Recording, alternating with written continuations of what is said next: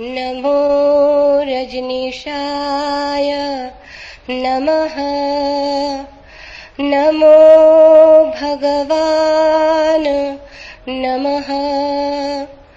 नमो बुद्धाय नमः।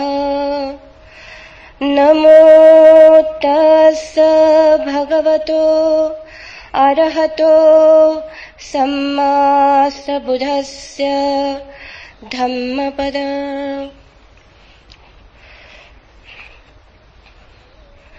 मनोपुबंगमा धम्मा मनोसेठा मनोमया मनसा चेपदुत्थेन भासति वा करोति वा ततो नं दुःखमन्वेति चक्रं वहतो पदम्।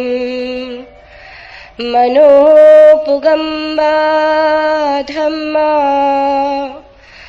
मनोसेठा मनोमया मनसा चेपसेनेन भासति वा करोति वा ततो नं सुखं न वेति छायाव अनपायनी।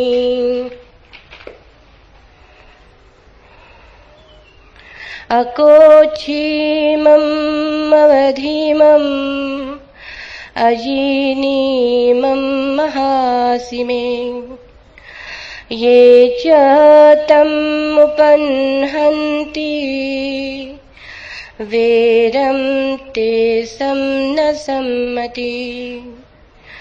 अकोच्छीमम् अवधीमम् अजीनीमं महासिमे ये तं न उपन्हन्ति वेरं ते सुपसम्मति।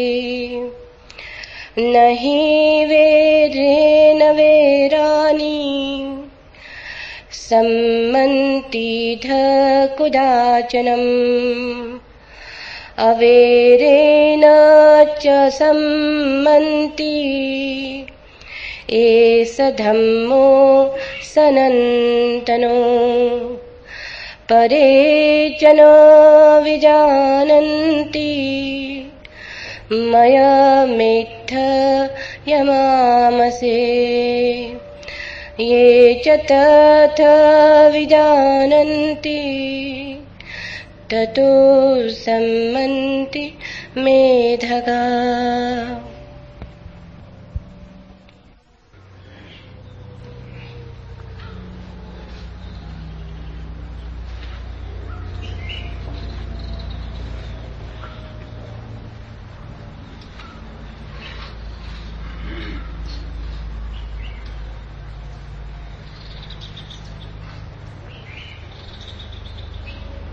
गौतम बुद्ध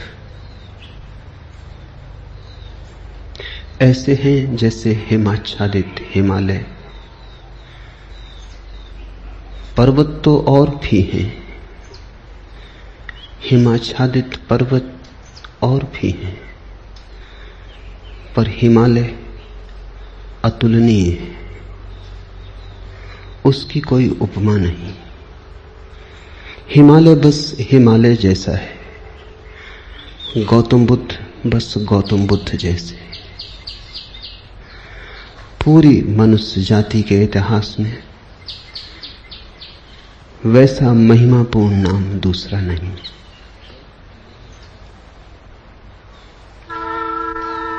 गौतम बुद्ध ने जितने हृदयों की वीणा को बजाया है उतना किसी और ने नहीं।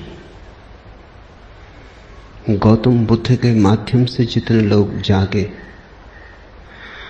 और जितने लोगों ने परम भगवत्ता उपलब्ध की है उतनी किसी और के माध्यम से नहीं। गौतम बुद्ध की वाणी अनूठी है और विशेषकर उन्हें जो सोच विचार, चिंतन मनन, विमर्श के आदि हैं।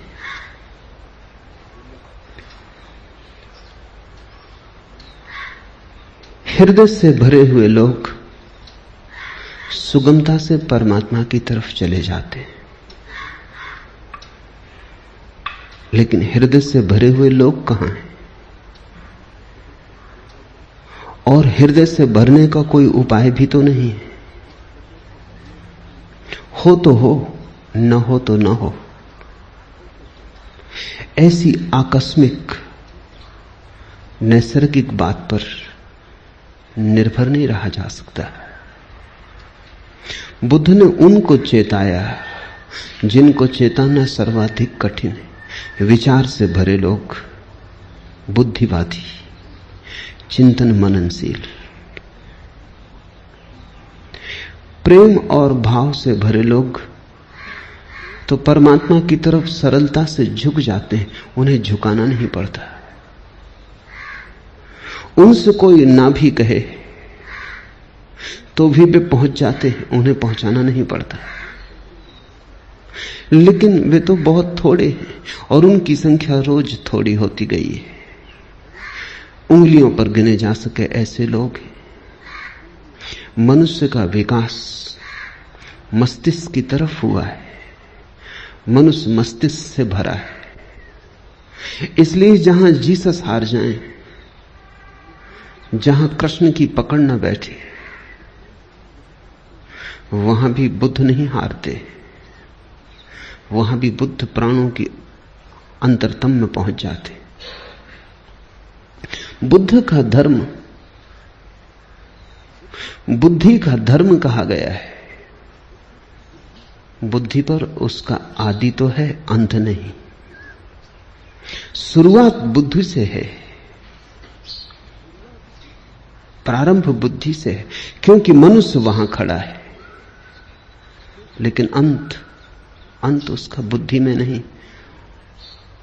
अंत तो परम अतिक्रमण है, जहां सब विचार खो जाते, सब बुद्धिमत्ता विसर्जित हो जाती, जहां केवल साक्षी, मात्र साक्षी शेष रह जाता है।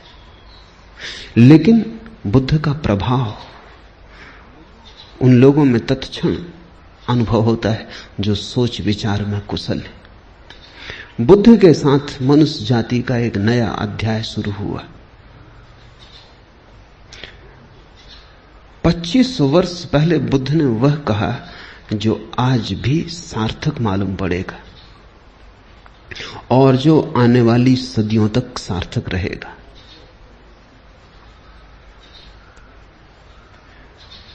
बुद्ध ने विश्लेषण दिया, एनालिसिस दी, और जैसा सूक्ष्म विश्लेषण उन्होंने किया कभी किसी ने ना किया था और फिर दोबारा कोई ना कर पाया।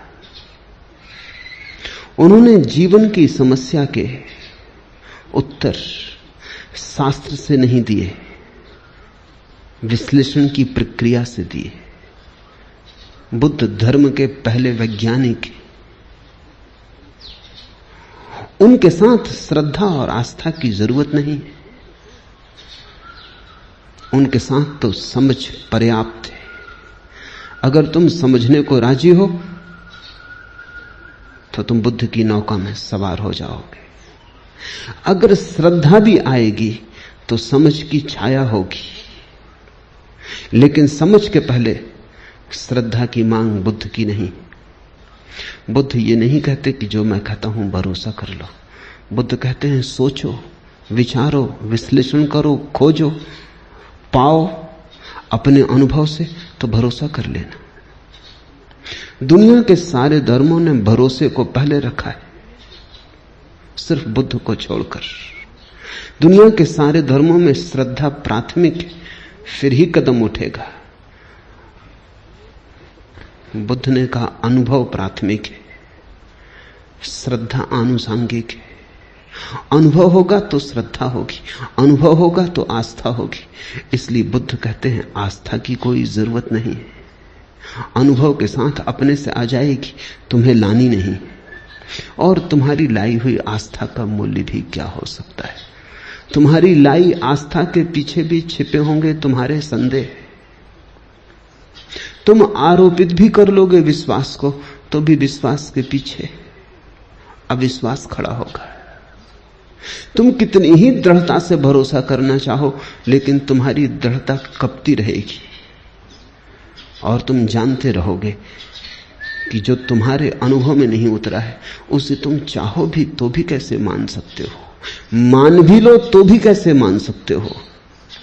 तुम्हारा ईश्वर कोरा शब्द जाल होगा जब तक अनुभव की किरण न उतरी हो। तुम्हारे मोक्ष की धारणा मात्र शाब्दिक होगी जब तक मुक्ति का थोड़ा स्वाद तुम्हें न लगा हो।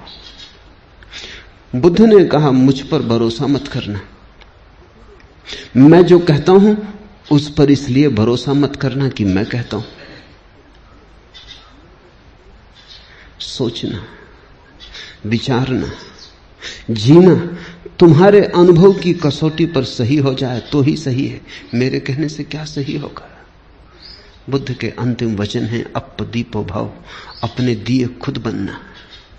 और तुम्हारी रोशनी में तुम्हें जो दिखाई पड़ेगा फिर तुम करोगे भी क्या? आस्था ना करोगे तो करोगे क्या? आस्था सहज होगी, उसकी बात ही उठानी व्यर्थ है। बुद्ध का धर्म विश्लेषण का धर्म है, लेकिन विश्लेषण से शुरू होता है, समाप्त नहीं होता। वहां समाप्त तो परम संश्लेषण पर होता है। बुद्ध का धर्म संदेह का धर्म है, लेकिन संदेह से यात्रा शुरू होती है, समाप्त नहीं होती। समाप्त तो परम श्रद्धा पर होती। इसलिए बुद्ध को समझने में बड़ी भूल हुई, क्योंकि बुद्ध संदेह की भाषा बोलते तो लोगों ने समझा ये संदेहवादी है। हिंदू तक न समझ पाए, जो जमीन पे सबसे ज्यादा पुरानी कौम। बुद्ध निश्चित ही बड़े अनूठे रहे होंगे, तभी तो हिंदू तक समझने से चूक गए। हिंदुओं तक कोई आदमी खतरनाक लगा, घबराने वाला लगा। हिंदुओं को भी लगा कि ये तो सारे आधार गिरा देगा धर्म के। और यही आदमी है जिसने धर्म के आधार पहली दफा ढंग से रखे। श्रद्धा पर भी कोई आधार रखा जा सकता है, अनुभव पर ही आधार रखा जा सकता है। अनुभव की छाया की तरह श्रद्धा उत्पन्न होती।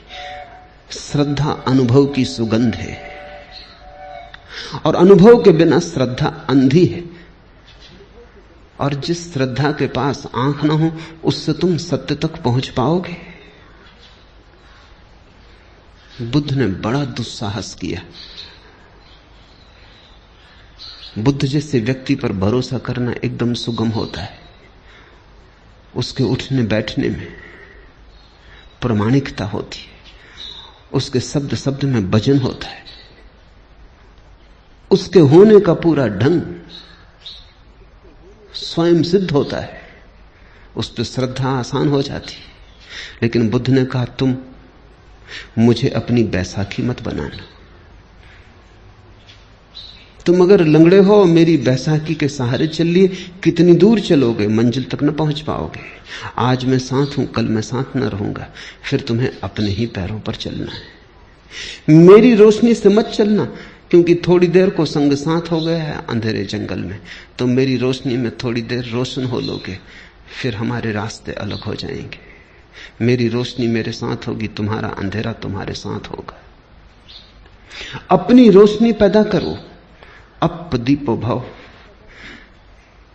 ये बुद्ध का धम्मपद। कैसे वो रोशनी पैदा हो सकती है अनुभव की, उसका विश्लेषण है। श्रद्धा की कोई मांग नहीं है, श्रद्धा की कोई आवश्यकता भी नहीं है। इसलिए बुद्ध को लोगों ने नास्तिक कहा, क्योंकि बुद्ध ने यह भी नहीं कहा कि तुम परमात्मा पर श्रद्धा करो। तुम कैसे करोगे श्रद्धा? तुम्हें पता होता तो तुम श्रद्धा करते ही, तुम्हें पता नहीं है। इस अज्ञान में तुम कैसे श्रद्धा करोगे? और अज्ञान में तुम जो श्रद्धा बांध भी लोगे वो तुम्हारी अज्ञान के ईंटों से बना हुआ भवन होगा। उसे तुम परमात्मा का मंदिर कैसे कहोगे? वो तुमने भय में बना लिया होगा। मौत डराती होगी इसलिए सहारा पकड़ लिया होगा। यहां जिंदगी हाथ से जाती मालूम होती होगी इसलिए स्वर्ग की कल्पनाएं कर ली होंगी। लेकिन इन कल्पनाओं से, भय पर खड़ी हुई इन धारणाओं से कहीं कोई मुक्त हुआ है? इसी से ही तो आदमी पंगु है, इससे ही तो आदमी पक्षाघात में दबा है। इसलिए बुद्ध ने ईश्वर की बात नहीं की। H.G. वेल्स ने बुद्ध के संबंध में कहा है कि पृथ्वी पर इस जैसा ईश्वरीय व्यक्ति और इस जैसा ईश्वर विरोधी व्यक्ति एक साथ पाना कठिन। So godlike and so godless. अगर तुम ईश्वरीय प्रतिभाओं को खोजने निकलो तो तुम बुद्ध से ज्यादा ईश्वरीय प्रतिभा कहां पाओगे? सो गॉडलेस, और फिर भी इतना ईश्वर शून्य, ईश्वर की बात ही नहीं की। इस शब्द को ही गंदा माना, इस शब्द का उच्चार नहीं किया। इससे यह मत समझ लेना कि ईश्वर विरोधी थे बुद्ध। उच्चार नहीं किया क्योंकि उस परम शब्द का उच्चार किया नहीं जा सकता। उपनिषद कहते हैं ईश्वर के संबंध में कुछ कहा नहीं जा सकता, लेकिन इतना तो कह ही देते। बुद्ध ने इतना भी ना कहा। वो परम उपनिषद, उनके पार उपनिषद नहीं जाता। जहां उपनिषद समाप्त होते हैं वहां बुद्ध शुरू होते। आखिर इतना तो कह ही दिया, रोक ना सके अपने को कि ईश्वर निर्गुण है, तो निर्गुण उसका गुण बना दिया। कहा कि ईश्वर निराकार है तो निराकार उसका आकार हो गया। लेकिन बिना कहे न रह सके। उपनिषद के ऋषि भी बोल गए, मौन में ही संभालना था उस संपदा को, बोलकर गंवा दी। बंधी मुट्ठी लाख की थी, खुली दो कौड़ी की हो गई। वो बात ऐसी थी कि कहनी नहीं थी, क्योंकि तुम जो कुछ भी कहोगे वो गलत होगा। ये कहना भी कि परमात्मा निराकार है गलत है, क्योंकि निराकार भी एक धारणा है। वो भी आकार से ही जुड़ी है। आकार के विपरीत होगी तो भी आकार से संबंधित है। निराकार का क्या अर्थ होता है? जब भी अर्थ खोजने जाओगे आकार का उपयोग करना पड़ेगा। निर्गुण का क्या अर्थ होता है? जब भी कोई परिभाषा पूछेगा गुण को परिभाषा में लाना पड़ेगा। ऐसी निर्गुणता भी बड़ी नपुंसक है जिसकी परिभाषा में गुण लाना पड़ता है। और ऐसे निराकार में क्या निराकार होगा जिसको समझाने के लिए आकार लाना पड़ता है। बुद्ध से ज्यादा कोई भी नहीं बोला और बुद्ध से ज्यादा चुप भी कोई नहीं। कितना बुद्ध बोले। अन्वेषक खोज करते हैं तो वो कहते हैं एक आदमी इतना बोला, ये संभव कैसे? उन्हें डर लगता है कि इसमें बहुत कुछ प्रक्षिप्त है, दूसरों ने डाल दिया है। कुछ भी प्रक्षिप्त नहीं है। जितना बुद्ध बोले पूरा संग्रहित ही नहीं हुआ है। खूब बोले और फिर भी उनसे ज्यादा चुप कोई भी नहीं, क्योंकि जहां जहां नहीं बोलना था वहां नहीं बोले। ईश्वर के संबंध में एक शब्द ना कहा। इस खतरे को भी मोल लिया कि लोग नास्तिक समझेंगे, और आज तक लोग नास्तिक समझे जा रहे हैं। और इससे बड़ा कोई आस्तिक कभी हुआ नहीं। बुद्ध महा आस्तिक है। अगर परमात्मा के संबंध में कुछ कहना संभव नहीं है तो फिर बुद्ध ने ही कुछ कहा, चुप रह के इशारा किया। पश्चिम के एक बहुत बड़े विचारक विटगेंस्टीन ने अपनी बड़ी अनूठी किताब ट्रैक्टेटस में लिखा है कि जिस संबंध में कुछ कहा ना जा सके उस संबंध में बिल्कुल चुप रह जाना उचित है। That which can not be said must not be said. जो नहीं कहा जा सकता कहना ही मत, कहना ही नहीं चाहिए। अगर विटगेंस्टीन बुद्ध को देखता तो समझता, अगर विटगेंस्टीन के वचन को बुद्ध ने समझा होता तो मुस्कुराते और उन्होंने स्वीकृति दी होती। विटगेंस्टीन को भी पश्चिम में लोग नास्तिक समझे, नास्तिक नहीं है, पर जो कही नहीं जा सकती बात अच्छा है ना ही कही जाए। कहने से बिगड़ जाती, कहने से गलत हो जाती। लाओस से तक कहता तो है प्रथम वचन में अपने ताओ ते किंग में कि सत्य कहा नहीं जा सकता और जो भी कहा जाए वो असत्य हो जाता है, लेकिन फिर भी सत्य के संबंध में बहुत सी बातें कही, बुद्ध ने नहीं कही। तुम कहोगे फिर बुद्ध कहते क्या रहे? बुद्ध ने स्वास्थ्य के संबंध में एक शब्द भी नहीं कहा, केवल बीमारी का विश्लेषण किया और निदान किया, औषधि की व्यवस्था की। बुद्ध ने कहा मैं एक वैद्य हूं, मैं कोई दार्शनिक नहीं हूं। मैं तुम्हारी बीमारी का विश्लेषण करूंगा, निदान करूंगा, औषधि सुझा दूंगा, और जब तुम ठीक हो जाओगे तभी तुम जानोगे कि स्वास्थ्य क्या है। मैं उस संबंध में कुछ भी ना कहूंगा। स्वास्थ्य जाना जाता है, कहा नहीं जा सकता। बीमारी मिटाई जा सकती है, बीमारी समझाई जा सकती है, बीमारी बनाई जा सकती है, बीमारी का इलाज हो सकता है, सही हो सकता है, गलत हो सकता है, बीमारी के साथ बहुत कुछ हो सकता है। स्वास्थ्य जब बीमारी नहीं होती तब जो शेष रह जाता है वही, उस तरफ केवल इशारे हो सकते हैं, मौन इंगित हो सकते हैं, वे भी प्रत्यक्ष नहीं, बड़े परोक्ष। बुद्ध के धर्म को शून्यवादी कहा गया है।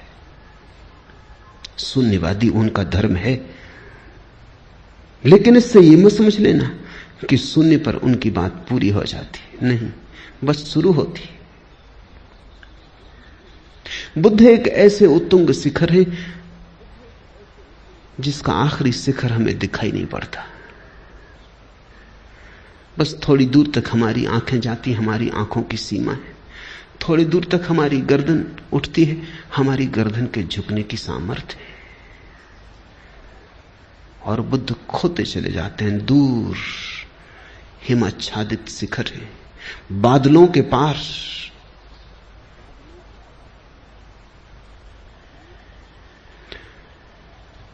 उनका प्रारंभ तो दिखाई पड़ता है, उनका अंत दिखाई नहीं पड़ता। यही उनकी महिमा है। और प्रारंभ को जिन्होंने अंत समझ लिया वो भूल में पड़ गए। प्रारंभ से शुरू करना, लेकिन जैसे जैसे तुम शिखर पर उठने लगोगे और आगे दिखाई पड़ने लगा, और आगे दिखाई पड़ने लगेगा। बहुत लोग बोले, बहुत लोगों ने मनुष्य के रोग का विश्लेषण किया है, लेकिन ऐसा सचोट नहीं। बड़े सुंदर ढंग से लोगों ने बातें कही, बड़े गहरे प्रतीक उपाय में लाए, पर बुद्ध के कहने का ढंग ही और, अंदाजे बयां और। जिसने एक बार सुना पकड़ा गया, जिसने एक बार आंख से आंख मिला ली फिर भटक न पाया। जिसको बुद्ध की थोड़ी सी भी झलक मिल गई उसका जीवन रूपांतरित हुआ।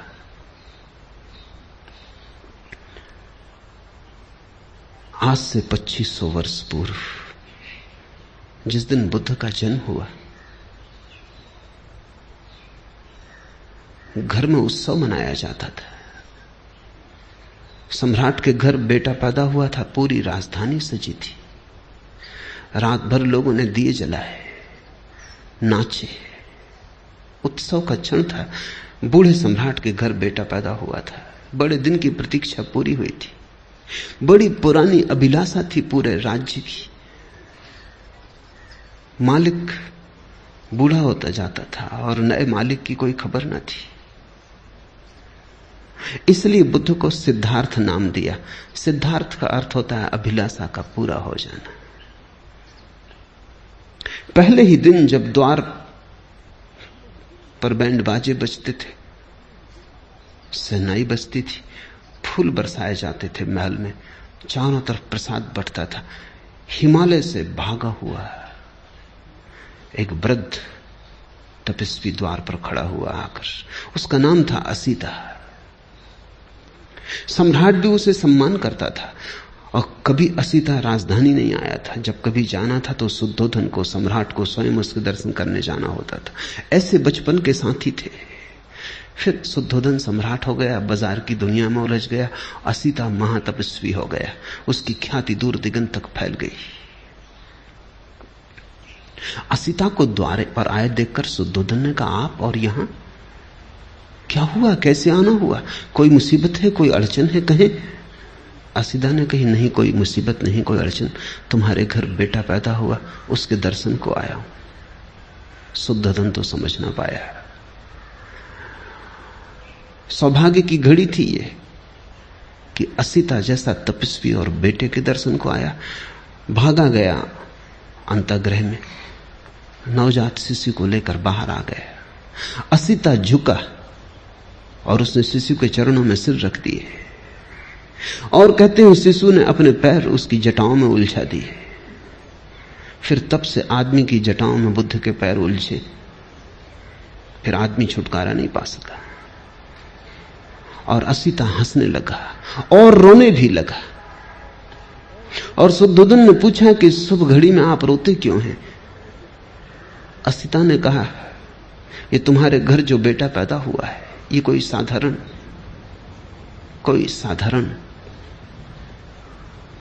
आत्मा नहीं, असाधारण है। कई सदियां बीत जाती, ये तुम्हारे लिए ही सिद्धार्थ नहीं है, ये अनंत अनंत लोगों के लिए सिद्धार्थ है। अनेकों की अभिलाषाएं इससे पूरी होंगी। हंसता हूं कि इसके दर्शन मिल गए, हंसता हूं, प्रसन्न हूं कि इसने मुझ बूढ़े की जटाओं में अपने पैर उलझा दिए। ये सौभाग्य का क्षण है। रोता इसलिए हूं कि जब ये कली खिलेगी, फूल बनेगी, जब दिगंत में इसकी सुवास उठेगी और इसकी सुवास की छाया में करोड़ों लोग राहत लेंगे, तब मैं न रहूंगा। ये मेरा शरीर छूटने के करीब आ गया। और एक बड़ी अनूठी बात असीता ने कही है, वो ये कि अब तक आवागमन से छूटने की आकांक्षा थी, वो पूरी भी हो गई। आज पछतावा होता है, एक जन्म अगर और मिलता है तो इस बुद्ध पुरुष के चरणों में बैठने की, इसकी वाणी सुनने की, इसकी सुगंध को पीने की, इसके नशे में डूबने की सुविधा हो जाती। आज पछताता हूं, लेकिन मैं मुक्त हो चुका हूं। ये मेरा आखिरी अवतरण है, अब इसके बाद देह न धर सकूंगा। अब तक सदा ही चेष्टा की थी कि कब छुटकारा हो शरीर से, कब आवागमन से। आज पछताता हूं कि अगर थोड़ी देर और रुक गया होता। इसे तुम थोड़ा समझो। बुद्ध के फूल के खिलने के समय असीता चाहता है कि अगर मोक्ष भी दांव पर लगता हो तो कोई हर्जा नहीं। तब से 2500 साल बीत गए, बहुत प्रज्ञा पुरुष हुए, लेकिन बुद्ध अतुलनीय है। और उनकी अतुलनीयता इसमें है कि उन्होंने इस सदी के लिए धर्म दिया और आने वाले भविष्य के लिए धर्म दिया। कृष्ण की बात कितनी ही समझा के कही जाए, इस सदी के लिए मौजू नहीं बैठती।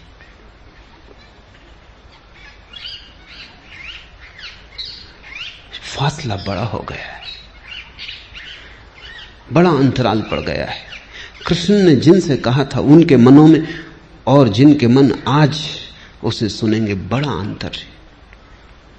बुद्ध की कुछ बात ऐसी है कि ऐसा लगता है अभी अभी उन्होंने कही। बुद्ध की बात को समसामयिक बनाने की जरूरत नहीं है, वो समसामयिक है, वो कंटेम्पररी है।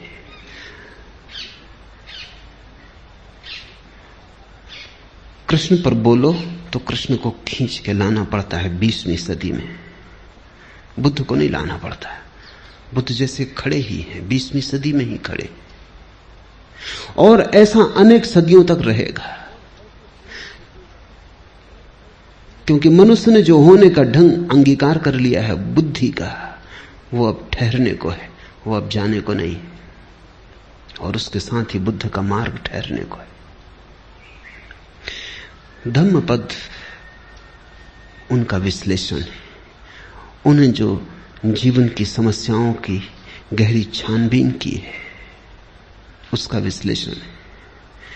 एक एक शब्द को गौर से समझने की कोशिश करना, क्योंकि ये कोई सिद्धांत नहीं है जिन पर तुम श्रद्धा कर लो। ये तो निष्पत्तियां हैं प्रयोग की। अगर तुम भी इनके साथ विचार करोगे तो ही इन्हें पकड़ पाओगे। ये आंख बंद करके स्वीकार कर लेने का सवाल नहीं है, ये तो बड़े सोच विचार मनन का सवाल है।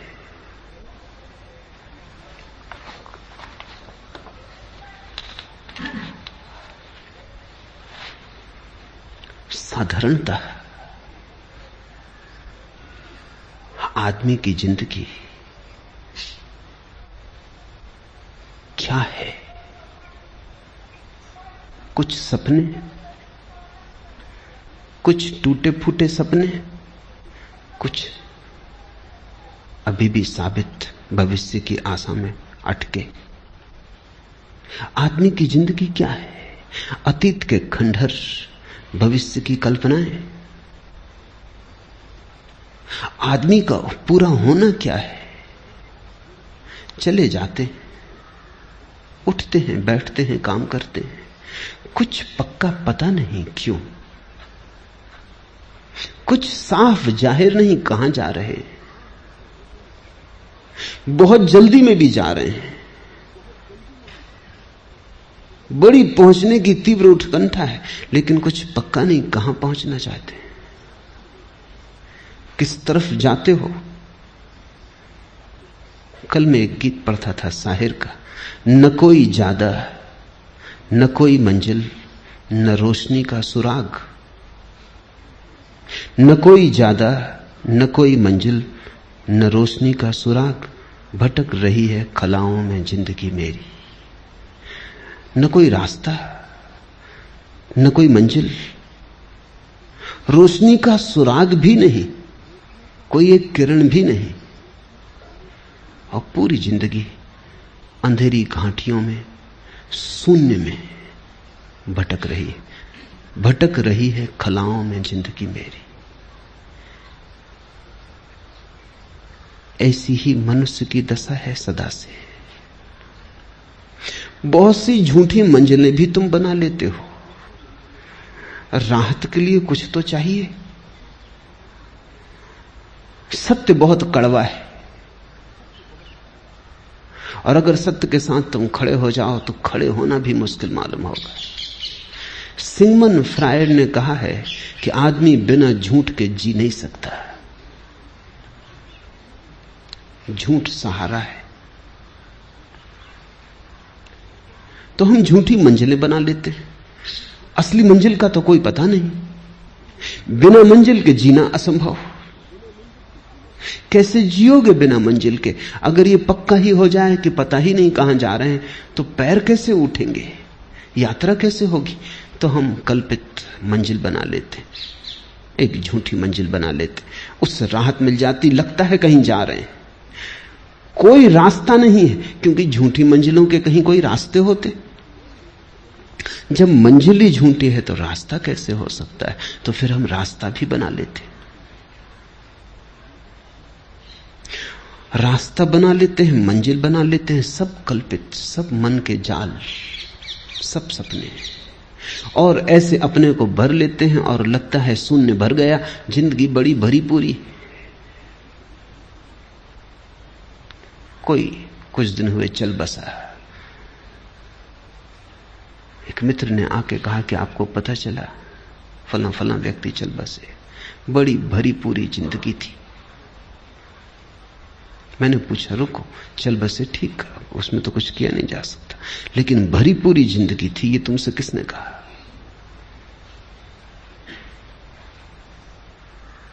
शायद उन्होंने सोच के कहा भी नहीं था, थोड़े झिझके कहा मैं तो ऐसे ही कह रहा था, कहने की बात थी। पर मैंने कहा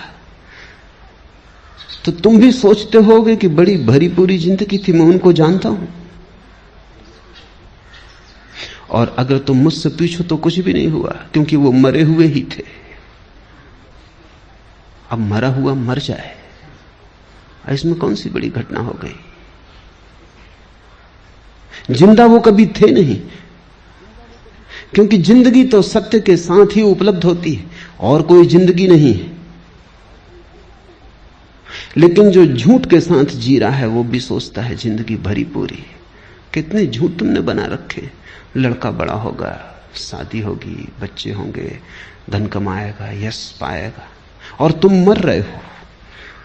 और तुम्हारे बाप भी ऐसे ही मरे कि तुम बड़े होगे, कि शादी होगी, कि धन कमाओगे, और तुम्हारा लड़का भी ऐसे ही मरेगा। जिंदगी बड़ी भरी पूरी जा रही है। बाप बेटे के लिए मर जाता है, बेटा अपने बेटे के लिए मर जाता है, ऐसा एक दूसरे पे मरते चले जाते। कोई जीता नहीं। मरना इतना आसान, जीना इतना कठिन। लोग सोचते हैं मौत बड़ी दुस्तर है, गलत सोचते हैं। मौत में क्या दुस्तरता है, क्षण में मर जाते हो। जिंदगी दुस्तर है, 70 साल जीना होता है, और बिना झूठ के तुम जीना नहीं जानते हो तो तुम 1000 तरह के झूठ खड़े कर लेते हो।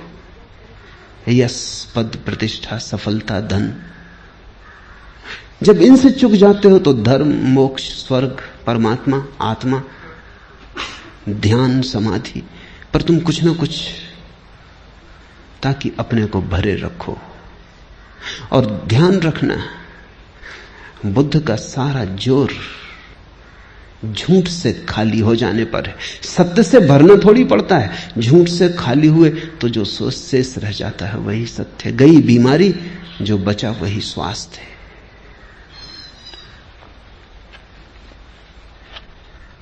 लेकिन कितने ही लोगों ने जगाने की कोशिश की है, तुम जागते नहीं। आदमी का झूठ को पैदा करने का अभ्यास इतना गहरा है कि वो बुद्ध के आसपास भी, बुद्ध भी मौजूद हों जगाने को, तो उनके आसपास भी अपनी नींद की सुविधा जुटा लेता है। बुद्ध जगाते हैं, तुम उनके जगाने की चेष्टा को भी नशा बना लेते हो। तुम हर चीज में से शराब निकाल लेते हो। ऐसी कोई चीज नहीं है जिसमें से तुम शराब ना निकाल लो। इसलिए तो बुद्ध आते हैं, चले जाते हैं, बुद्ध पुरुष पैदा होते हैं, विदा हो जाते। तुम अपनी जगह अडिग खड़े रहते, तुम अपने झूठ से हटते नहीं। शायद बुद्ध पुरुषों ने जो कहा उसको भी तुम अपने झूठ में सम्मिलित कर लेते हो। क्या है तुम्हारे झूठ का राज? अहंकार। अहंकार सरासर झूठ है। ऐसी कोई चीज कहीं है नहीं। तुम हो नहीं, सिर्फ एक भ्रांति हो। है तो पूर्ण, सारा अस्तित्व इकट्ठा है। यह भ्रांति है कि तुम अलग हो। कल ही एक मित्र से मैंने कहा कि अब जागो, तो उन्होंने कहा कि कोशिश बहुत करता हूं, मन निंदा से भी भर जाता है, अपने प्रति अपराधी भी मालूम होता हूं, बेईमान भी मालूम पड़ता हूं, क्योंकि जो करना चाहिए मालूम है, समझ में आता और नहीं कर रहा हूं। तो मैंने उनसे कहा तुम एक ही कृपा करो, ये करने का ख्याल छोड़ दो, क्योंकि उसने पैदा किया वही श्वास ले रहा है, तुम करना भी उसी पे छोड़ दो। उन्होंने कहा कि जन्म उसने दिया, इतना तक तो मैं मान सकता हूं, लेकिन बाकी और काम वही कर रहा है, ये नहीं मान सकता। ये तो मैं मान ही नहीं सकता कि बेईमानी भी वही कर रहा है। अभी थोड़ा सोचने जैसा है। हमें भी लगेगा कि बेचारा धार्मिक बात तो कह रहा है ये व्यक्ति, कि बेईमानी कैसे परमात्मा पे छोड़ दूं, लेकिन नहीं, सवाल ये नहीं है। अहंकार, ये कोई परमात्मा को बचाने की चेष्टा नहीं है कि परमात्मा पे बेईमानी कैसे सौंप दूं, ये भी अहंकार को बचाने की चेष्टा है। ध्यान रखना, जब बेईमानी तुम करोगे तो ईमानदारी भी तुम ही करोगे।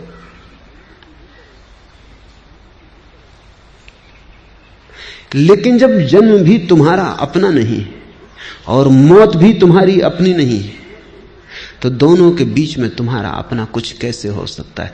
जब दोनों छोर पर आए, जब जन्म के पहले कोई और के हाथ में तुम हो, मौत के बाद किसी और के हाथ में, तो ये बीच की थोड़ी सी जो घड़ियां हैं, इनमें तुम अपने को सोच लेते हो अपने हाथ में, वही भ्रांति हो जाती है। वही अहंकार तुम्हें जगने नहीं देता। वही अहंकार सोने की नई तरकीबें व्यवस्थाएं खोज लेता है।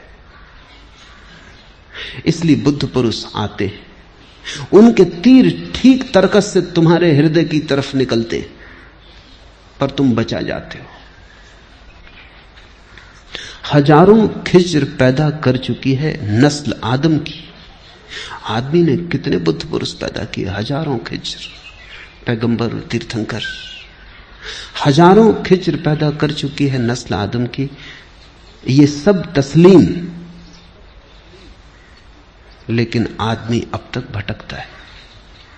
ये सब तस्लीम, ये सब स्वीकार कि हजारों बुद्ध पुरुष हुए, पर इससे क्या फर्क पड़ता है? आदमी अब तक भटकता है। आदमी भटकना चाहता है? कहता तो आदमी यही है कि भटकना नहीं चाहता। कहते तो तुम मेरे पास यही हो, शांत होना चाहते हैं, सत्य होना चाहते हैं, सरल होना चाहते हैं, लेकिन सच में तुम होना चाहते हो, या कि सरलता के नाम पर तुम नई जटिलता खोज रहे हो, या सत्य के नाम पर तुमने नए झूठों की तलाश शुरू की है, या शांति के नाम पर अब तुमने एक नया रोग पाला। अब तुम शांति के नाम पर अशांत होने को उत्सुक हुए। साधारण आदमी अशांत होता है, सिर्फ शांति की तो कम से कम चिंता नहीं होती। अब तुम शांति के लिए भी चिंतित थे। पुरानी अशांति तो बरकरार, अब तुम और धन करोगे, उसमें गुणनफल करोगे। अब तुम कहोगे कि शांति भी चाहिए, अब एक नई अशांति जुड़ी कि शांति नहीं। झूठ तो तुम थे, अब तुम कहते हो सत्य खोजेंगे। अब तुम सत्य के नाम पर कुछ नए झूठ ईजाद करोगे, स्वर्ग के, मोक्ष के, नरक के, परमात्मा के, आकाश के। मंदिरों में जाओ, स्वर्गों के नक्शे टंगे, पहला स्वर्ग, दूसरा स्वर्ग, पहला खंड, दूसरा खंड, तीसरा खंड, सचखंड तक नक्शे टंगे हुए। आदमी की मूढ़ता की कोई सीमा है, कोई अंत है? अपने घर का भी नक्शा भी तुमसे बनेगा नहीं। अपना भी नक्शा तुम बना ना सकोगे कि तुम क्या हो, कहां हो, कौन हो। तुमने स्वर्ग के नक्शे बना लिए।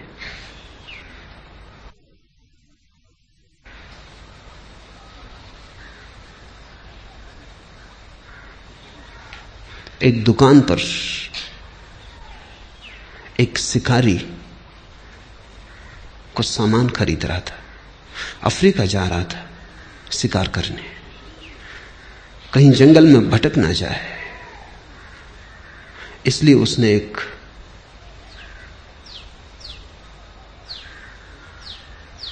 यंत्र खरीदा, दिशा सूचक यंत्र, कंपास। और तो सब ठीक था, उसने खोल के देखा, लेकिन कंपास में पीछे एक आईना भी लगा था। ये उसकी समझ में ना आया, कभी कोई कंपास है या किसी स्त्री का साज श्रृंगार का सामान, इसमें आईना किस लिए लगा है?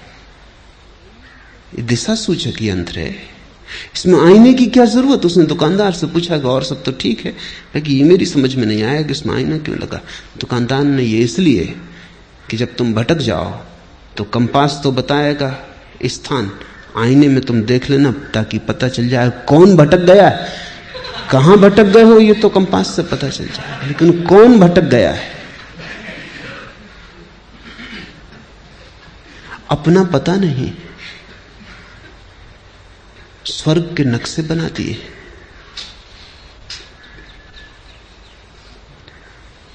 विवाद चल रहे हैं लोगों के, कितने नरक होते हैं। हिंदू कहते हैं 3, जैन कहते हैं 7। बुद्ध ने बड़ी मजाक की, उन्होंने कहा 700।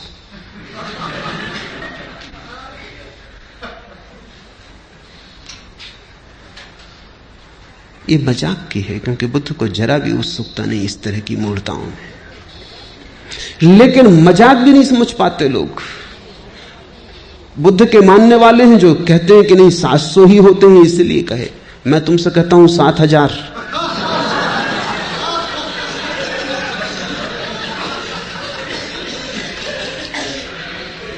आदमी सत्य से भी झूठ खोज लेता है,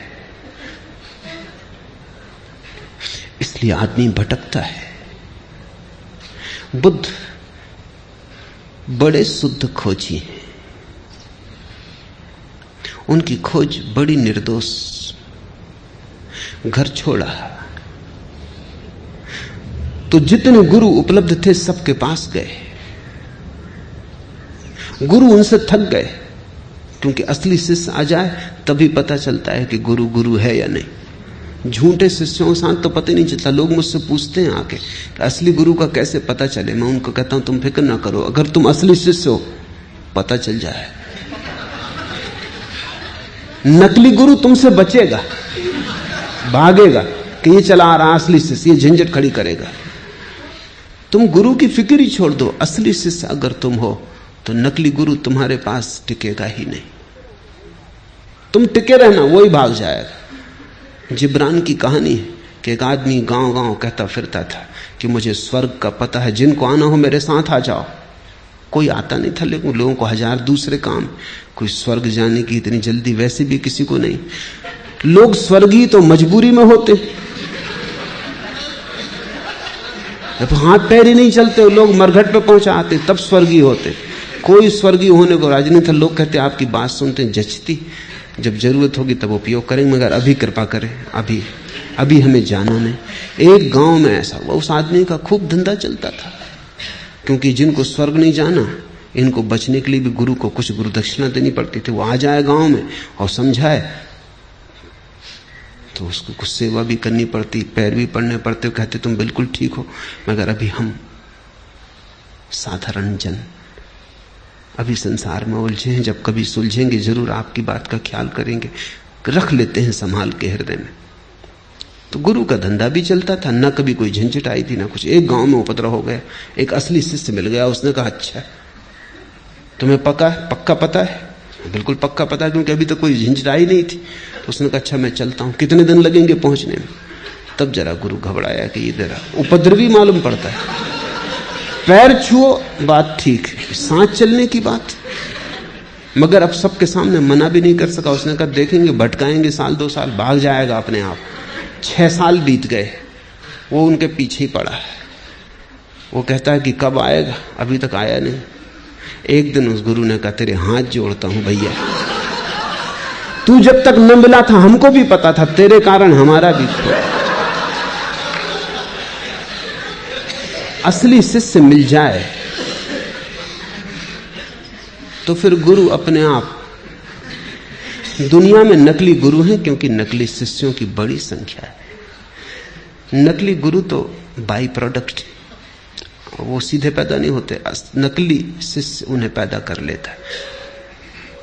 बुद्ध सभी गुरुओं के पास गए, गुरु घबरा गए, क्योंकि ये व्यक्ति निश्चित प्रमाणिक था। जो उन्होंने कहा वो इसने इतनी पूर्णता से किया कि उनको भी दया आने लगी कि तो हमने भी नहीं किया है। कोई करते नहीं था तब तक बात ठीक थी।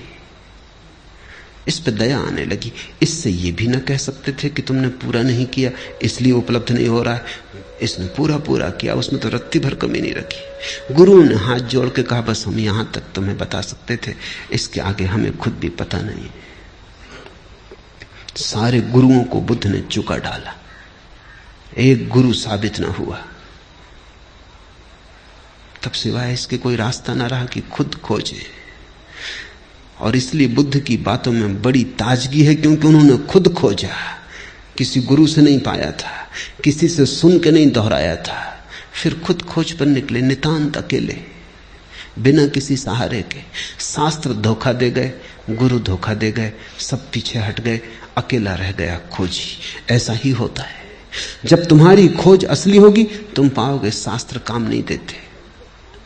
शास्त्र तभी तक काम देते हैं जब तक तुम उनका भजन पाठ करते हो, बस तभी तक।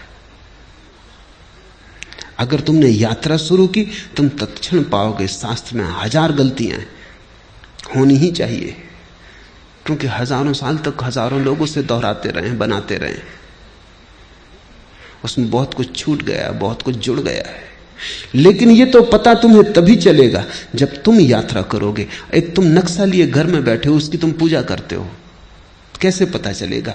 यात्रा पर निकलो तब तुम्हें पता चलेगा, अरे इस नक्शे में नदी बताई है, यहां कोई नदी नहीं। इस नक्शे में पहाड़ बताया है, यहां कोई पहाड़ नहीं। इस नक्शे में कहा बाएं मुड़ना, बाएं मुड़ो तो गड्ढ है, यात्रा होती नहीं। दाएं मुड़ो तो ही हो सकती है। जब तुम यात्रा पर निकलोगे तभी परीक्षा होती तुम्हारे नक्शों की, उसके बिना कोई परीक्षा नहीं। जो भी यात्रा पर गए उन्होंने शास्त्र को सदा कम पाया। जो भी यात्रा पर गए उन्होंने गुरुओं को कम पाया। जो भी यात्रा पर गए उन्हें एक बात अनिवार्य रूपेण पता चली कि प्रत्येक को अपना मार्ग स्वयं ही खोजना पड़ता है। दूसरे से सहारा मिल जाए बहुत, पर कोई दूसरा तुम्हें मार्ग नहीं दे सकता, क्योंकि दूसरा जिस मार्ग पर चला था तुम उस पर कभी भी ना चलोगे। वो उसके लिए था, वो उसका था, वो उसके स्वभाव में अनुकूल बैठता था। और प्रत्येक व्यक्ति अद्वितीय है। बुद्ध ने यह घोषणा की कि प्रत्येक व्यक्ति अद्वितीय है, इसलिए एक ही राजपथ पर सभी नहीं जा सकते, सबकी अपनी पगडंडी होगी। इसलिए सद्गुरु तुम्हें रास्ता नहीं देता, केवल रास्ते को समझने की परख देता है। सद्गुरु तुम्हें विस्तार के नक्शे नहीं देता, केवल रोशनी देता है ताकि तुम खुद विस्तार देख सको, नक्शे तय कर सको, क्योंकि नक्शे रोज बदल रहे हैं। जिंदगी कोई स्थिर बात नहीं है, जड़ नहीं है, जिंदगी प्रवाह है। जो कल था वो आज नहीं है, जो आज है वो कल नहीं होगा। सद्गुरु तुम्हें प्रकाश देता, रोशनी देता, दिया देता हाथ में कि ये दिया ले लो, अब तुम खुद खोजो और निकल जाओ। और ध्यान रखना, खुद खोजने से जो मिलता है वही मिलता है, जो दूसरा दे दे वो मिला हुआ है ही नहीं। दूसरे का दिया छीना जा सकता है, खुद का खोजा भर नहीं छीना जा सकता। और जो छिन जाए वो कोई अध्यात्म है, जो छीना ना जा सके वही।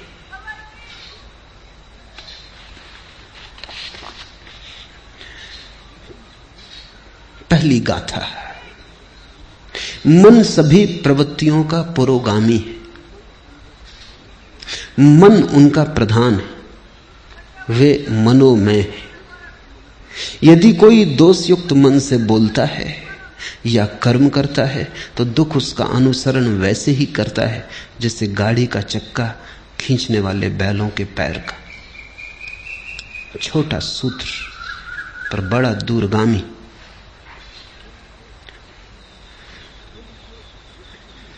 ध्यान रखना, बुद्ध किसी शास्त्र को नहीं दोहरा रहे हैं, बुद्ध से शास्त्र पैदा हो रहा है। मन सभी प्रवृत्तियों का पुरोगामी है। कोई भी वृत्ति उठती है, राह पर तुम खड़े हो, एक सुंदर कार निकली, क्या हुआ तुम्हारे मन में? एक छाप पड़ी, एक काली कार निकली, एक प्रतिबिंब गूंजा। कार के निकलने से वासना पैदा नहीं होती।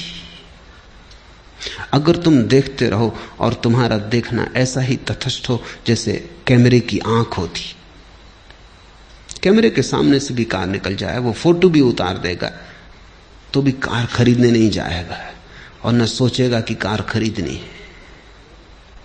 अगर तुम वहां खड़े हो और कैमरे जैसी तुम्हारी आंख है, तुमने सिर्फ देखा, काली कार गुजर गई, चित्र बना गया, एक छाया आई गई, कुछ भी कठिनाई नहीं। लेकिन जब ये काली छाया कार की तुम्हारे भीतर से निकल रही, तब तुम्हारे मन में एक कामना जगी, ऐसी कार मेरे पास हो। मन में एक विकार उठा, एक लहर उठी, जैसे पानी में किसी ने कंकड़ फेंका और लहर उठी। कार तो जा चुकी, अब लहर तुम्हारे साथ है। अब ये लहर तुम्हें चलाएगी। तुम धन कमाने में लगोगे, या तुम चोरी करने में लगोगे, या किसी की जेब काटोगे। अब तुम कुछ करोगे। अब वृत्ति ने तुम्हें पकड़ा। अब वृत्ति तुम्हारी कभी क्रोध करवाएगी अगर कोई बाधा डालेगा। अगर कोई मार्ग में आएगा तो तुम हिंसा करने को उतारू हो जाओगे, मरने मारने को उतारू हो जाओगे। अगर कोई सहारा देगा तो तुम मित्र हो जाओगे, कोई बाधा देगा तो शत्रु हो जाओगे। अब तुम्हारी रातें इसी सपने से भर जाएंगी। बस ये कार तुम्हारे आसपास घूमने लगेगी। जब तक ये ना हो जाए तुम्हें चैन ना मिलेगा। और मजा ये है कि वर्षों की मेहनत के बाद जिस दिन ये तुम्हारी हो जाएगी, तुम अचानक पाओगे कार तो अपनी हो गई, लेकिन अब इन वर्षों की बेचैनी का अभ्यास हो गया। अब बेचैनी नहीं छोड़ती। कार तो अपनी हो गई, लेकिन बेचैनी नहीं जाती, क्योंकि बेचैनी का अभ्यास हो गया। अब तुम इस बेचैनी के लिए नया कोई यात्रा पथ खोजोगे। बड़ा मकान बनाना है, हीरे ज़वारात खरीदने हैं। अब तुम कुछ और करोगे, क्योंकि अब बेचैनी तुम्हारी आदत हो गई। और अब इस बेचैनी का तुम क्या करोगे? इस सालों तक बेचैनी को संभाला, कार तो मिल गई, लेकिन अब कार का मिलना न मिलना बराबर है। अब ये बेचैनी पकड़ गई। इसलिए तो धनी बहुत लोग हो जाते हैं और धनी नहीं हो पाते, क्योंकि जब वे धनी होते हैं तब तक बेचैनी अभ्यास का हो गया उसका। जब तक धनी हुए तब तक चैन से ना रह सके। सोचा कि जब धनी हो जाएंगे तब चैन से रह लेंगे, लेकिन चैन कोई इतनी आसान बात है? अगर बेचैनी का अभ्यास घना हो गया तो धनी तो तुम हो जाओगे, बेचैनी कहां जाएगी? तब और धनी होने की दौड़ लगती और मन कहता और धनी हो जाएं फिर। लेकिन सारा जाल मन का है। बुद्ध ने अपनी एक एक वृत्ति को जांचा और पाया कि वृत्ति मन के सरोवर में उठी लहर है। वृत्ति का मतलब ही लहर होता है। वो मन का कब जाना है। अगर मन निष्कंप रह जाए तो कोई वृत्ति पैदा नहीं होती। अगर मन कब गया तो वृत्ति पैदा हो जाती। फिर कोई फर्क नहीं पड़ता कि किस चीज से कपता है। आज से 2500 साल पहले बुद्ध के समय में कार तो नहीं थी, तो कई नासमझ सोचते हैं कि तब बड़ी शांति थी, क्योंकि कार नहीं थी तो कार की तो चिंता पैदा ही नहीं हो सकती थी। हवाई जहाज नहीं था तो हवाई जहाज खरीदना, इसकी चिंता तो पैदा नहीं हो सकती थी। लेकिन तुम गलती में हो, चिंताएं इतनी ही थी, क्योंकि किसी के पास शानदार बैलगाड़ी थी, बग्घी थी, वो चिंता पैदा करवाती थी।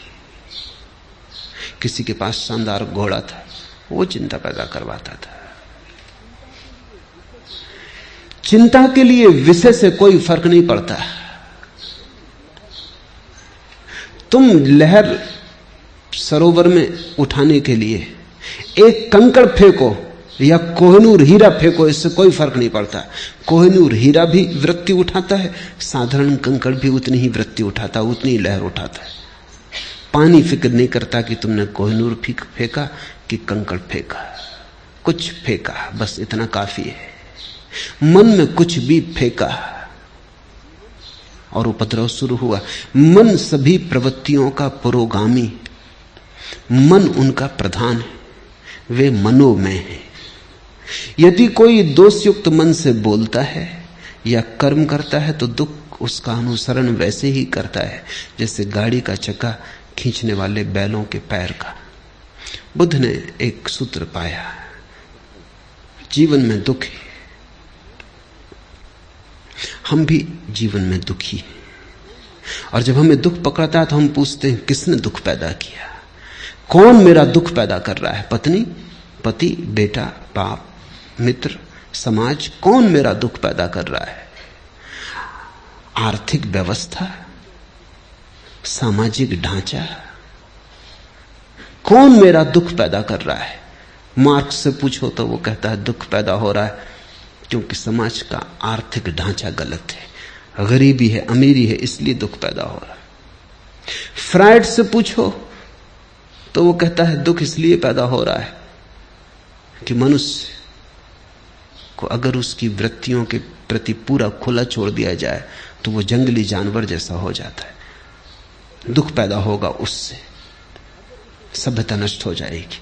अगर उसे संभाला बुझाया जाए, तैयार किया जाए, परिष्कृत किया जाए तो दमन हो जाता है। दमन होने से दुख पैदा होता है। इसलिए फ्रायड ने कहा दुख कभी भी ना मिटेगा। अगर आदमी को बिल्कुल खुला छोड़ दो तो मारकाट हो जाएगी, क्योंकि आदमी के भीतर 1000 तरह की जानवरी वृत्तियां हैं।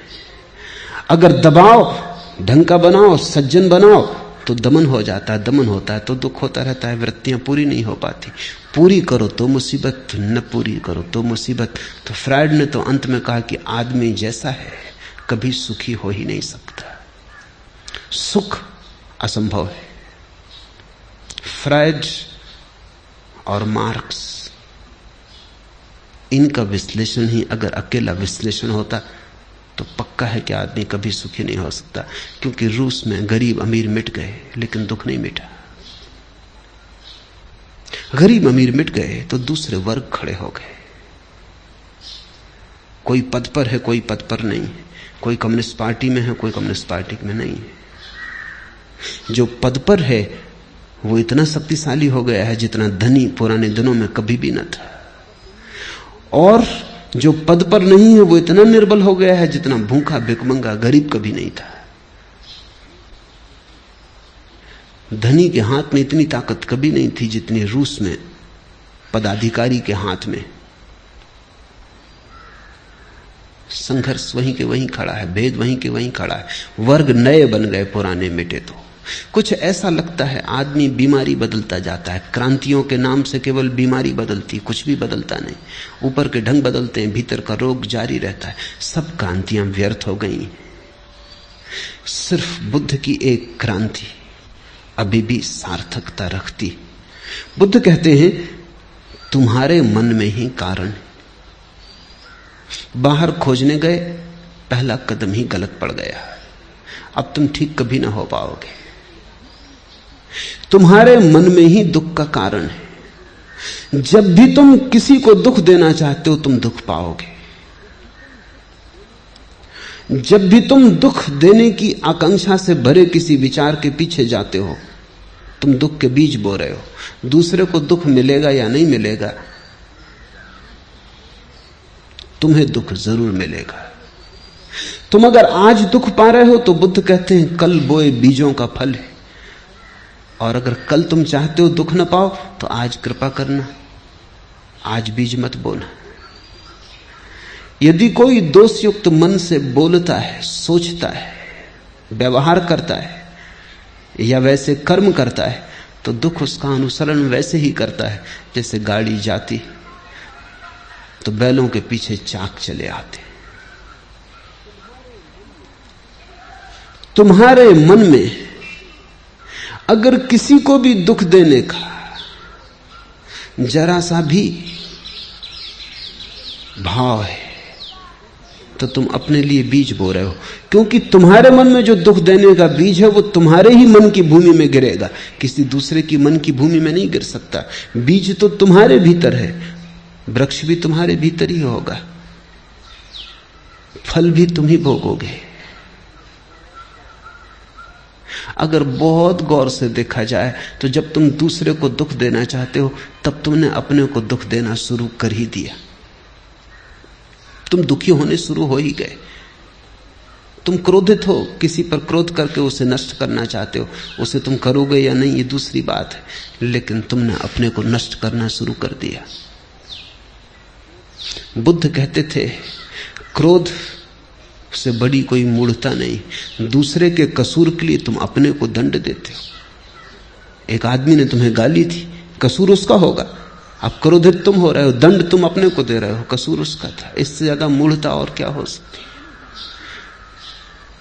उसने गाली दी, उसकी समस्या है, तुम क्यों बीच में आते हो? तुम गाली मत लो। लेने पर निर्भर है, लेना आवश्यक नहीं। आप मुझे गाली दे सकते हैं, लेकिन लेने पर थोड़ी मजबूर कर सकते। देना आपके बस में, लेना मेरे बस में। उस मालकियत को मुझसे कोई कभी नहीं छीन सकता। मैं कह सकता हूं कि नहीं लेता, फिर तुम क्या करोगे? तुम्हारी गाली तुम्ही पर लौट जाएगी। तुमने गाली देने के लिए जो तैयारी में दुख भोगा वो भोगा, अब गाली लौटेगी तब तुम जो दुख भोगोगे वो भोगोगे। जब हम किसी चीज को अपने मन के भीतर ले लेते हैं तभी वो सक्रिय हो जाती है, और दूसरे से लेने की कोई जरूरत नहीं है।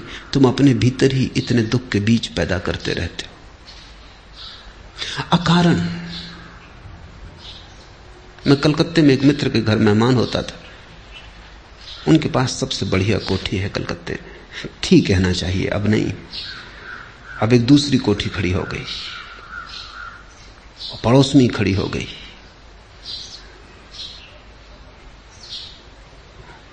जब मैं उनके घर मेहमान होता था तो वो हमेशा अपने मकान में मुझे ले जाते। कई बार दिखा चुके थे, मगर फिर दिखाते। उनका रस खत्म नहीं होता था। स्विमिंग पूल, बगीचा सब दिखाते। उनकी आदत थी, ये मान के मैं जब भी वो दिखाते फिर इस तरह उत्सुकता लेता जैसे कभी नहीं देखा है। मगर आखिरी बार जब उनके घर गया तो उन्होंने मकान ना दिखाया। मैं थोड़ा हैरान हुआ, क्या ये आदमी बदल गया? मैंने पूछा कि क्या मामला है, मकान नहीं दिखलाइएगा? कहने लगे क्या खाक दिखलाएं, क्या हुआ? देखते नहीं कि बगल में एक बड़ा मकान खड़ा हो गया। जब तक इससे बड़ी कोठी ना कर लूं तब तक अब चैन नहीं। अब क्या दिखाना है? इनका मकान वैसी का वैसा है, क्योंकि बगल का मकान इनके मकान में कुछ फर्क नहीं किया है। इनका मकान ठीक उतना ही सुंदर है जैसा था, लेकिन बगल में एक मकान खड़ा हो गया। बड़ी लकीर किसी ने खींच दी, इनकी लकीर छोटी हो गई बिना छुए। किसी ने छुआ नहीं, हाथ नहीं लगाया, मगर बगल में एक लकीर खड़ी हो गई। उनकी पत्नी ने मुझसे कहा कि कुछ समझाइए इनको, न सोते हैं न चैन, इनकी छाती पे बोझ हो गया वो बगल का मकान।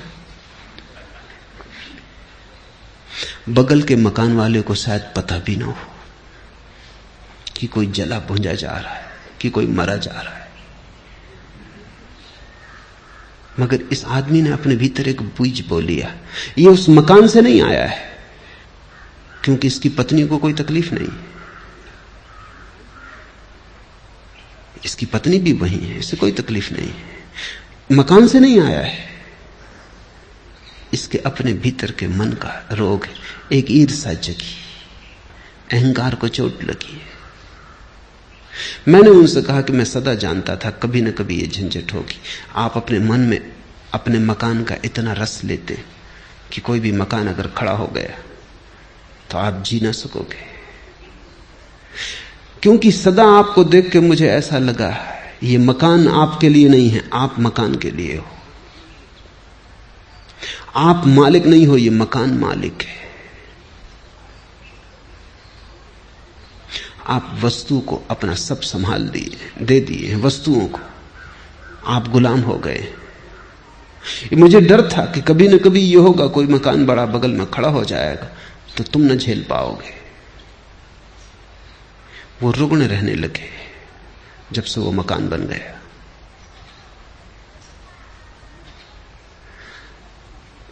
मन में सारा खेल है।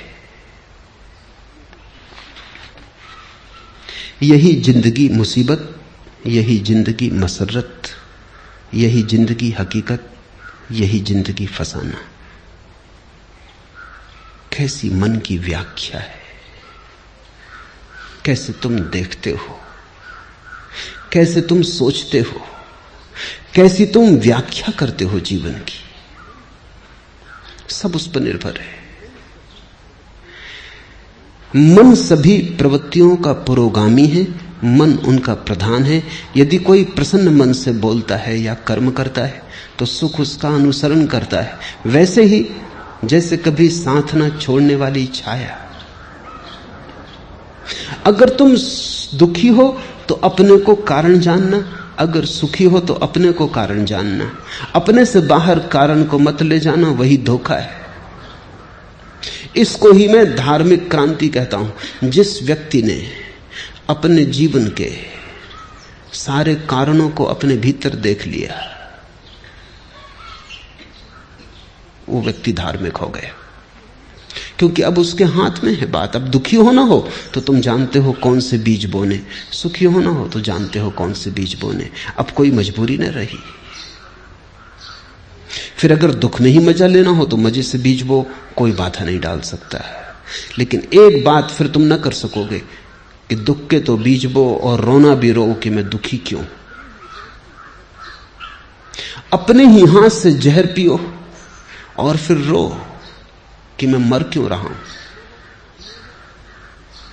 मरना हो मजे से जहर पियो, जीना हो मत पियो।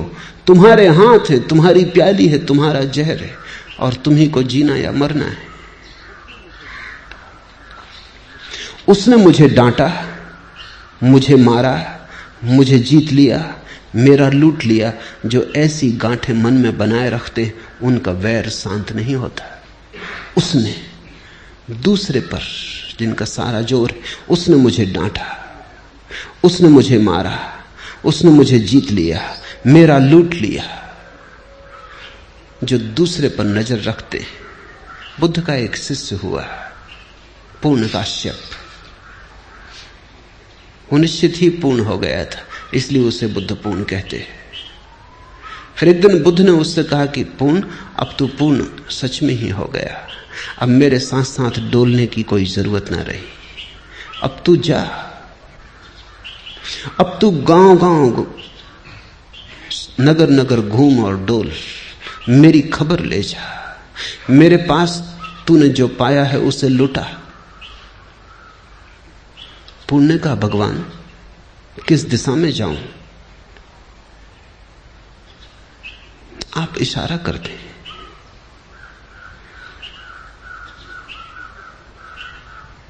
बुद्ध ने कहा तू खुद ही चुन ले, अब तू खुद ही समर्थ है, अब मेरे इशारे की भी कोई जरूरत ना रही। तो पूर्ण ने कहा कि जाऊंगा। सूखा नाम का एक इलाका था बिहार में, वहां जाऊंगा। बुद्ध ने कहा तू खतरा मोल ले रहा है,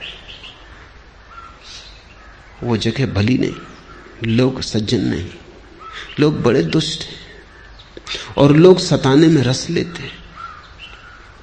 लोग तुझे परेशान करेंगे। इन पीत वस्त्रों में उन्होंने भिक्षु कभी देखा नहीं, वो बड़े जंगली हैं, तू वहां मत जा। पर पुण्य का इसलिए तो उनको मेरी जरूरत है, किसी को तो जाना ही होगा। कब तक वे जंगली रहें? कब तक उनको पशुओं की तरह रहने दिया जाए? मुझे जाना होगा, आज्ञा दे। बुद्ध ने कहा जा, मेरे 2-3 सवालों के जवाब दे दे। पहला, अगर वे तुझे गालियां दें, अपमान करें तो तुझे क्या होगा? तो पूर्ण ने कहा ये भी आप मुझसे पूछते हैं क्या होगा? आप भली भांति जानते कि मैं प्रसन्न होऊंगा, क्योंकि मेरे मन में यह भाव उठेगा कितने भले लोग हैं, सिर्फ गालियां देते, मारते नहीं। मार भी सकते थे। बुद्ध ने कहा ठीक, मगर अगर मारने ही लगे तो तेरे मन में क्या होगा? पूर्ण ने कहा आप पूछते, आप भली भांति जानते कि पूर्ण प्रसन्न होगा कि धन्य भाग कि मारते हैं, मार ही नहीं डालते, मार भी डाल सकते थे। बुद्ध ने कहा आखिरी सवाल पूर्ण, अगर मार ही डालें तो मरते वक्त तेरे मन में क्या होगा? पूर्ण ने कहा आप और पूछते, आपको भली भांति मालूम है कि जब मैं मर रहा हूँगा तो मेरे मन में होगा धन्य भाग, उस जीवन से छुटकारा दिला दिया जिसमें कोई भूल चूक हो सकती थी। बुद्ध ने कहा अब तू जा, अब तुझे जहां जाना है तू जा, अब तुझे कोई गाली नहीं दे सकता, अब तुझे कोई मार नहीं सकता, अब तुझे कोई मार डाल नहीं सकता। ऐसा नहीं कि वो तुझे गाली ना देंगे, गाली तो वो देंगे, लेकिन तुझे अपनी कोई गाली नहीं दे सकता। ऐसा नहीं कि वो तुझे मारेंगे नहीं, मारेंगे, लेकिन तुझे अब कोई मार नहीं सकता। और कौन जाने कोई तुझे मार भी डाले, लेकिन अब तू अमृत है, अब तेरी मृत्यु संभव नहीं। सारा खेल मन का है। कैसे हम देखते, उसने मुझे डांटा, उसने मुझे मारा, मुझे जीत लिया, मेरा लूट लिया। जो ऐसी गांठें मन में नहीं बनाए रखते हैं, उनका वैर शांत हो जाता है। और वैर नरक है, कहीं और कोई नरक नहीं। शत्रुता में जीना नरक है। तुम जितनी शत्रुता अपने चारों तरफ बनाते हो उतना तुम्हारा नरक बड़ा हो जाता है। तुम जितनी मित्रता अपने चारों तरफ बनाते हो उतना स्वर्ग खड़ा हो जाता है। स्वर्ग मित्रों के बीच जीने का नाम है, नरक शत्रुओं के बीच जीने का नाम है। और सब तुम पे निर्भर है। नरक कोई भौगोलिक जगह नहीं है और न कोई स्वर्ग कोई भौगोलिक जगह है। नक्शों में मत पड़ना। मनोदशाएं, स्टेट्स ऑफ माइंड। जब तुम सारे जगत को मित्र की तरह देखते हो, ऐसा नहीं कि सारा जगत मित्र हो जाएगा, इस भूल में मत पड़ना। लेकिन तुम जब सारे जगत को मित्र की भांति देखते हो, तुम्हारे लिए जगत मित्र हो गया, तुम्हारे शत्रु समाप्त हो गए। और अगर कोई तुम्हारी शत्रुता करेगा तो वो शत्रुता उसके मन में होगी, वो उसकी पीड़ा पाएगा, लेकिन तुम्हें कोई पीड़ा नहीं दे सकता।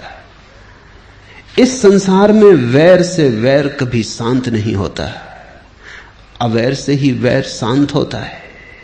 यही सनातन धर्म है, यही नियम है। नहीं वैरेन वैरानी समंतीद कुदाचनम, अवैरेन चा समंती एस धम्मो सनंतनो। यही सनातन धर्म है।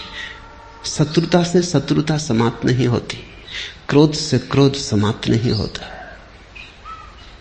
वैर से वैर नहीं मिटता।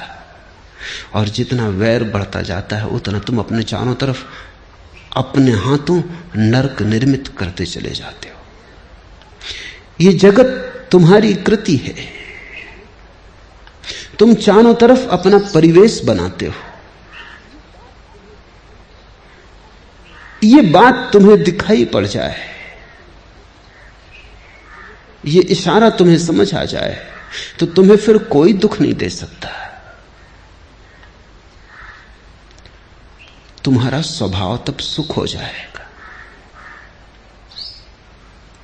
फैलाओ मैत्री।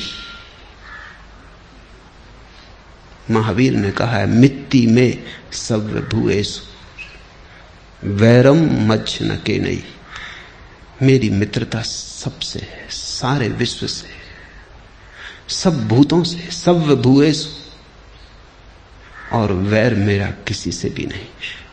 महावीर के कानों में भी खीले ठोकने वाले मिल गए, पत्थर मारने वाले मिल गए, महावीर को गांव गांव से खदेड़ कर बाहर निकालने वाले मिल गए, लेकिन महावीर यही कहते रहे, वैरम मच न के नहीं, मेरी किसी से कोई शत्रुता नहीं। उनकी होगी, उनका हिसाब वो जाने।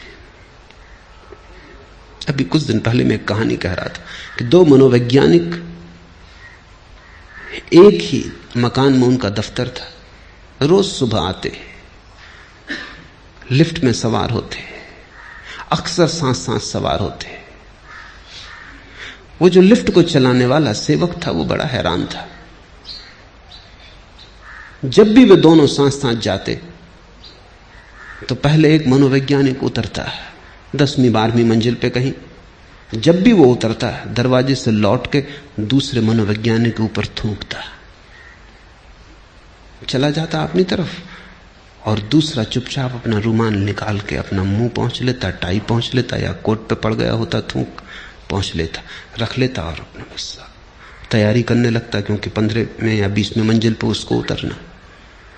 आखिर उस लिफ्ट मैन को और संभालना मुश्किल हो गया। एक दिन उसने कहा कि बात बहुत हो जा रही, ये मामला क्या है, ये आदमी क्यों आपके ऊपर थूकता है? तो उस मनोवैज्ञानिक ने कहा ये उसकी समस्या है, उसी से पूछो, मेरा इसमें कोई हाथ ही नहीं, ये समस्या उसकी है, उसी से पूछो, बेचारा जरूर कोई ना कोई पागलपन उसे सवार है, मेरा तो कुछ भी नहीं बिगड़ता, पहुंच लेता हूं, उसकी सोचो, असली तकलीफ वही पा रहा है। थूकने के पहले तकलीफ पाता होगा, थूकते वक्त तकलीफ पाता है, पीछे तकलीफ पाता होगा, क्योंकि समस्या उसकी है, वही कुछ कर रहा है, हम तो केवल दर्शक हैं। अगर जीवन को ऐसे देखने की कला आ जाए तो फिर तुम्हें कोई दुख नहीं दे सकता। दूसरा देना भी चाहे तो ये उसकी समस्या है। और तुम इस भ्रांति में कभी मत पड़ना कि वैर से तुम दूसरों के वैर को मिटा दोगे, कभी कोई नहीं मिटा पाया। प्रेम से ही मिटता है वैर, करुणा से ही मिटता है क्रोध। इस संसार में वैर से वैर कभी शांत नहीं होते, अवैर से ही होते, यही सनातन नियम है। ये बुद्ध के धर्म की आधारशिला है। और थोड़ा सोचो भी कि कौन तुम्हें सुख दे पाता है, कौन तुम्हें दुख दे पाता है, सब तुम्हारे मन का ही हिसाब है। अभी घड़ी भर पहले जो बात सुख देती थी, घड़ी भर बाद दुख देने लगती। अभी जो बात दुख दे रही, घड़ी भर बाद सुख दे सकती। तुम्हारी व्याख्या, तुम कैसे उस बात को पकड़ते हो, क्या उस बात को रंग देते हो, क्या रूप देते हो। और अगर तुम्हें यह दिखाई पड़ जाए कि कोई दूसरा सुख नहीं दे सकता, तो दुख कैसे देगा? किसने तुम्हें कभी कोई सुख दिया, याद है कुछ? किसने तुम्हें कभी कोई आनंद दिया, याद है कुछ? और जब किसी ने कोई सुख नहीं दिया तो दुख कोई क्या देगा? मैं एक गीत कल पढ़ता था, बात मूल्यवान लगी। डरूं में किस लिए गुस्से से, प्यार में क्या था। मैं अब खिजा जो रोऊं, बहार में क्या था। डरूं में किस लिए गुस्से से, प्यार में क्या था। जब दूसरे के प्यार से कुछ न मिला, तब उसके गुस्से से क्या परेशान होना है। जब प्यार ही कुछ न दे सका तो गुस्सा क्या छीन लेगा। मैं अब खिजा जो रोऊं, बहार में क्या था। और अब पतझड़ आ गई, सब वीरान हुआ जाता है। इसको रोऊं, लेकिन बहार में क्या था। जब बहार थी तब भी जब कुछ पास न था, जब बहार में भी कोई सुख न मिला, तो अब पतझड़ में दुख का क्या प्रयोजन है। लेकिन आदमी बड़ा अजीब है, जिनसे तुम्हें सुख नहीं मिला उनसे भी तुम दुख ले लेते हो। जिनके जीते जी तुम्हें कभी कोई शांति नहीं मिली, उनके मरने पर तुम रोते हो। मैं एक युगल को जानता हूं। जब तक पति जिंदा रहा, पति और पत्नी निरंतर कलह करते रहे। कभी कभी मेरे पास आते थे, लेकिन सुलझाव कोई आसान न था। सब उलझाव सुलझ जाएं, पति पत्नी के बड़े मुश्किल से सुलझते, क्योंकि सुलझाना ही नहीं चाहते। शायद वही उनकी जिंदगी है, वही व्यस्तता है, वही कुल भराव है, वो भी चला जाए तो फिर बड़ा खाली हो जाता है। कई बार तलाक देने की बात भी उठी, लेकिन उस पे भी राजी ना हो पाते थे। फिर पति शराब पीने लगा और शराब पीते पीते मरा। जवान ही था, अभी कोई 36 साल उम्र थी, ज्यादा नहीं थी। जब मर गया तो पत्नी मेरे पास आई, छाती पीट पीट कर रोने लगी। मैंने उससे कहा, अब तू रोना बंद कर, क्योंकि जिस आदमी के कारण तू कभी हंसी नहीं, उसके लिए रोना क्या। और मैं जानता हूं कि 1000 बार तेरे मन में यह सवाल उठता रहा होगा कि यह आदमी मरी जाए तो अच्छा, बोल झूठ कहता हूं या सच। वो थोड़ी चौंकी। उसने कहा, आपको कैसे पता चला? पता चलने की क्या बात है? कितनी बार तूने नहीं सोचा है कि आदमी मरी जाए तो झंझट मिटे। अब मर गया, आकांक्षा पूरी हो गई, अब क्यों रोती है? जिससे तुझे सुख नहीं मिला उससे दुखी होने का क्या प्रयोजन है? लेकिन यही बड़े मजे की बात है, सुख लेने में तो तुम बड़े कंजूस, दुख लेने में तुम बड़े कुशल। सुख तो तुम बामुश्किल स्वीकार करते हो, दुख तुम द्वार सजा के खड़े हो सदा, स्वागतम, हाथ फैलाए खड़े हो सदा। तुम दुखी होना चाहते हो, दुखवादी हो, अन्यथा कोई कारण नहीं तुम्हारे दुखी होने का। जीवन को जो जानते हैं वो पहचान लेते हैं कि न तो दूसरे से सुख मिलता है न दुख मिलता है, न तो किसी के जीवन से तुम्हें जीवन मिलता है न किसी के मौत से तुम्हें मौत मिलती है।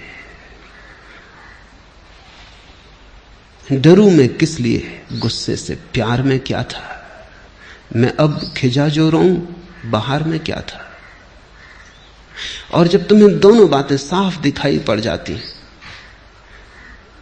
तब जैसे एक उद्घाटन हो जाता है भीतर, एक बिजली कौन जाती कि ये मैं ही हूं, अपनी ही शक्ल देखता हूं, दूसरे तो केवल दर्पण है, अपने ही प्रतिबिंब, अपनी ही प्रतिध्वनि, अपनी ही परछाई पकड़ता हूं, दूसरे तो केवल दर्पण, घाटियां हैं जिनमें अपनी ही आवाज गूंज के लौट आती।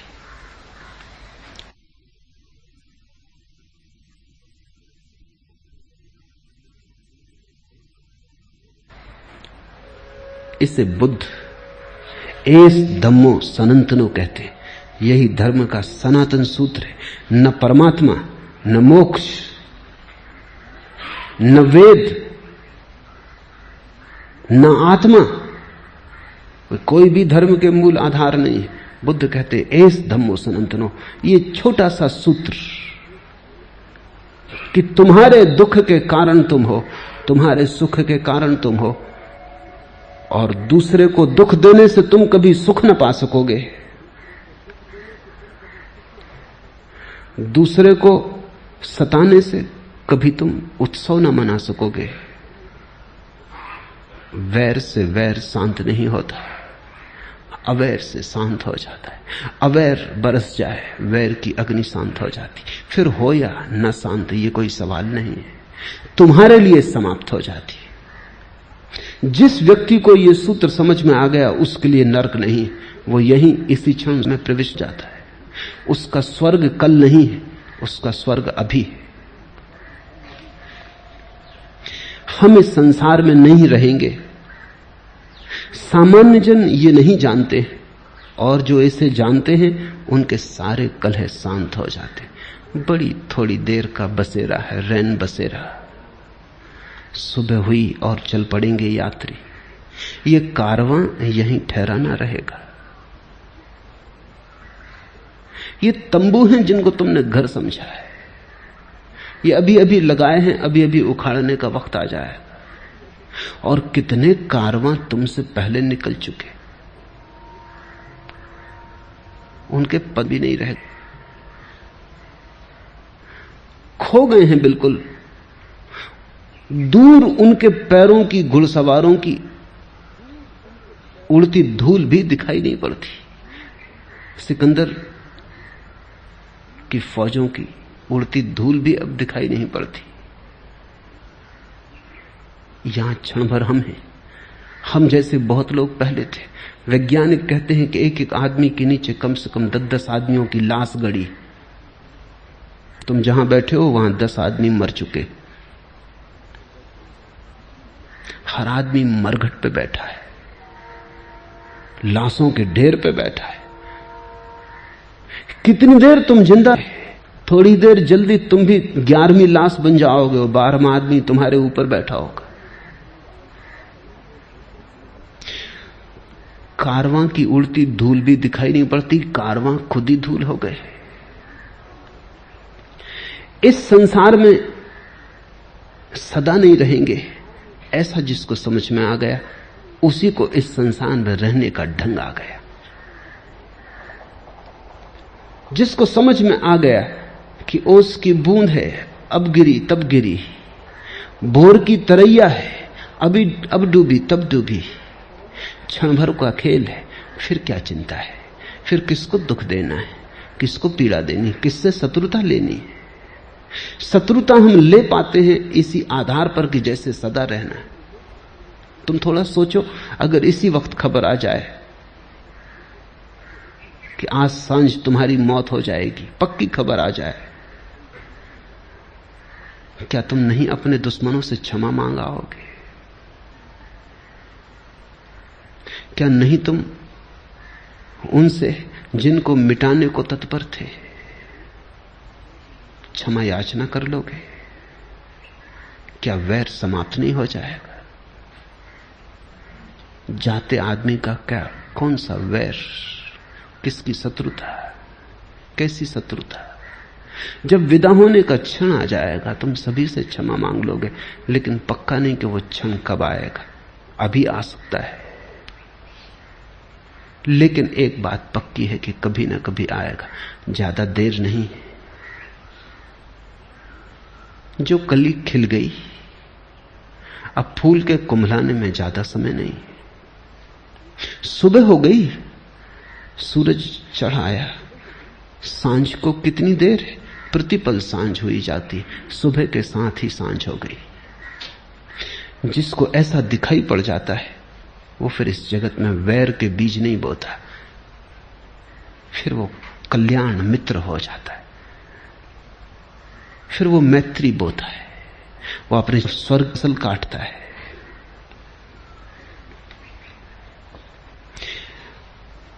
हम इस संसार में नहीं रहेंगे, सामान्य जन ये नहीं जानते, ऐसे जीते हैं जैसे सदा यहां रहना है, उसी से सारी भूल हो जाती है।